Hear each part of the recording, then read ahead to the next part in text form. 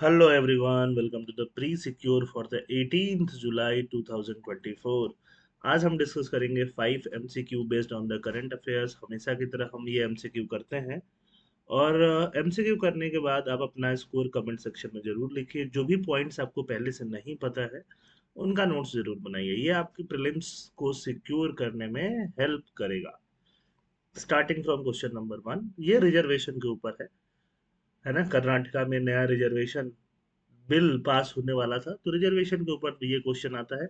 Article 16 provides for equality of opportunity for all citizen in matter of employment और appointment at to any office under the state. क्या ये सही है, बताइए। Parliament can not prescribe residence as a condition for employment in a state और union territory. Parliament एक residence as a condition को लगा नहीं सकती, है ना, प्रिस्क्राइब नहीं कर सकती। तो ये वाला स्टेटमेंट क्या है, गलत है। पार्लियामेंट कर सकती है रेजिडेंस को एज ए कंडीशन एम्प्लॉयमेंट के लिए किसी स्टेट या यूनियन टेरिटरी में। पार्लियामेंट प्रिस्क्राइब कर सकती है, ठीक बात है। Third, article 16 4B was added by the 77th constitutional amendment act. 77th constitutional amendment act गलत है, जिससे कि SC ST कोटा में जो सीटें खाली रह जाती हैं वो कैरी फॉरवर्ड हो पाए।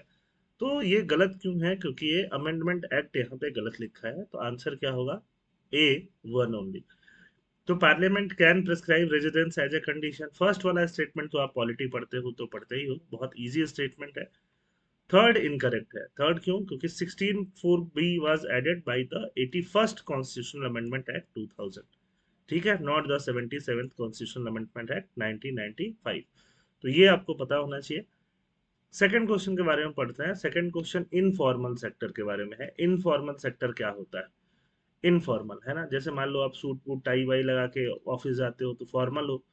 कोई गोलगप्पे बेच रहा है तो इनफॉर्मल है। The informal sector includes all incorporated private enterprise engaged in the sale and production of good and services. All तो हो ही नहीं सकता, है ना। ऑल होता तो फिर फॉर्मल इनफॉर्मल सारे आ जाएंगे। Enterprises in informal sector are typically operated on a propriety, मतलब सोल पर्सन का ओनरशिप जो रहता ही है, और पार्टनरशिप दो तीन चार लोगों का भी पार्टनरशिप हो सकता है। तो first is wrong, second is correct, तो आंसर इज बी, ठीक है। थर्ड क्वेश्चन देखो, एक आईएएस है पूजा, पूजा करके, है ना, पूजा खेदकर की डिसएबिलिटी को लेकर के एक सवाल बना हुआ है और काफी कंट्रोवर्सी में है, उनसे रिलेटेड ये क्वेश्चन है। फॉर यूपीएससी एग्जाम में डिसेबिलिटी कोटा से कितना रिजर्वेशन मिलता है? The UPSC reserve 4% of its vacancy for candidate with disabilities. सही है। To avail the reservation benefit candidate must have a minimum of 60% disability. जैसे हियरिंग डिसेबिलिटी है तो हियरिंग डिसेबिलिटी है तो उसमें परसेंटेज होगा। आई का डिसेबिलिटी है तो उसमें परसेंटेज होगा। तो परसेंटेज कितना होना चाहिए, तो यहाँ पे बात किया जा रहा है 60% डिसेबिलिटी होना चाहिए। Reservation policy for people with disabilities in UPSC exam is aligned with the rights of person with disabilities act। Third वाला तो बिल्कुल सही है, फर्स्ट वाला भी सही है। सेकंड वाला 60 की जगह अगर 40 होता तो सही होता। तो फर्स्ट एंड थर्ड मतलब बी अगेन क्या हो जाएगा, यहाँ आंसर हो जाएगा। मिनिमम 40% डिसेबिलिटी होना चाहिए, है ना, तो जाके आपको रिजर्वेशन का बेनिफिट यूपीएससी के एग्जाम्स में मिलेगा। फोर्थ क्वेश्चन की बात करते हैं। यह आर्टिकल लिखा हुआ है एक साइड लिखा हुआ है डिस्क्रिप्शन, है ना। मुकेश अंबानी ने अपने बेटे की शादी में काफी खर्चा किया है, तो उससे रिलेटेड आप कुछ एक कॉन्स्टिट्यूशन का डीपीएसपी का क्वेश्चन कर सकते हो। आर्टिकल 39B में क्या है, 39C में क्या है, 39D में क्या है, कौन सा इसमें सही है वो बताओ। बताओ। आर्टिकल 39D में है equal pay for equal work for both women and main, ठीक है। तो सी का तो आंसर वन हो जाएगा। सी में थ्री भी नहीं आएगा और टू भी नहीं आएगा, फिर क्या बचेगा।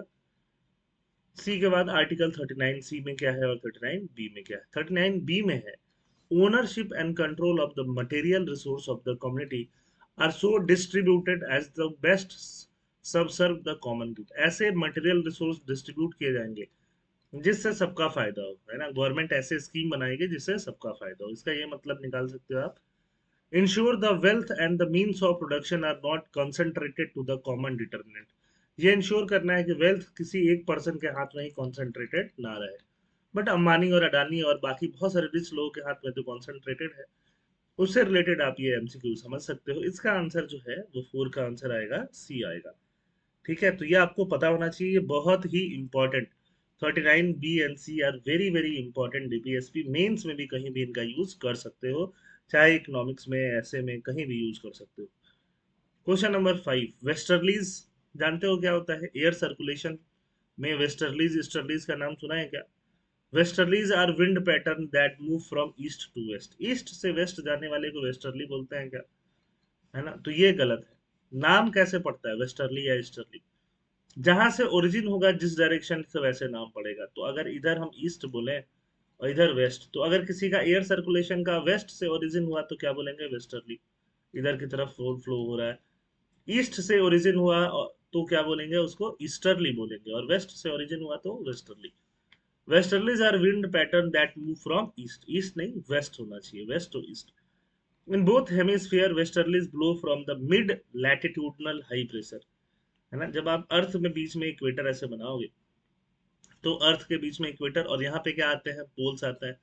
फिर बीच में हाई प्रेशर जोन भी आता है। ठीक है, अब वहां पे वेस्टर्ली कैसे फ्लो हो रहा होता है, तो ये बात यहाँ पे करनी है। और इसमें से क्या इनकरेक्ट है और क्या करेक्ट है, ये भी आपको बताना है। तो चुनिए और बताइए। फर्स्ट वाला इनकरेक्ट है। ठीक है, तो फर्स्ट वाला इज आंसर। सेकंड वाला करेक्ट है। Westerlies blow from the mid latitudinal high pressure belt to the sub polar low pressure belt. ठीक है, ये देखो, ये इक्वेटर वाला जोन आता है। जब ज्योग्राफी डिटेल में पढ़ोगे तो ये होता है इंटर ट्रॉपिकल कन्वर्जेंस जोन। ठीक है, बट ज्योग्राफी डिटेल में पढ़ोगे तो समझोगे। फिलहाल हम बात कर रहे हैं वेस्टर्ली ईस्टर्ली की।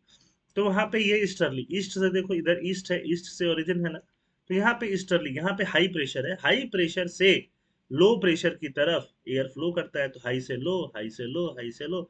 ओरिजिन किधर है? ईस्ट के साइड में। ईस्ट से किधर जा रहा है? वेस्ट के साइड में जा रहा है, तो ईस्टर्ली।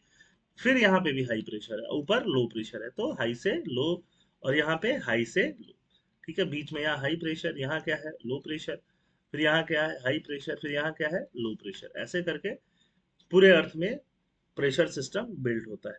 तो आप देखोगे सब ट्रॉपिकल है, ये ट्रॉपिकल, तो ये आप क्या बोल सकते हो? इक्वेटर, फिर ट्रॉपिकल, फिर सब ट्रॉपिकल, फिर यहाँ पे सब पोलर, फिर यहाँ पे पोलर रीजन। पोल्स होता है, ट्रॉपिकल रीजन होता है, और इक्वेटोरियल रीजन होता है। तो ऐसे करके हम बांटते हैं पूरे ज्योग्राफी को। तो इसमें आप देखोगे तो वेस्टर्ली कहाँ से कहाँ फ्लो हो रहा है? सब ट्रॉपिकल हाई से सब पोलर लो। यहाँ भी सब ट्रॉपिकल हाई से सब polar low. Second statement is correct. ठीक है, और बाकी कमेंट करके अपना स्कोर बताओ। ये पीडीएफ आपको कहाँ मिलेगा? पीडीएफ मिलेगा टेलीग्राम चैनल पे। थैंक यू, जय हिंद।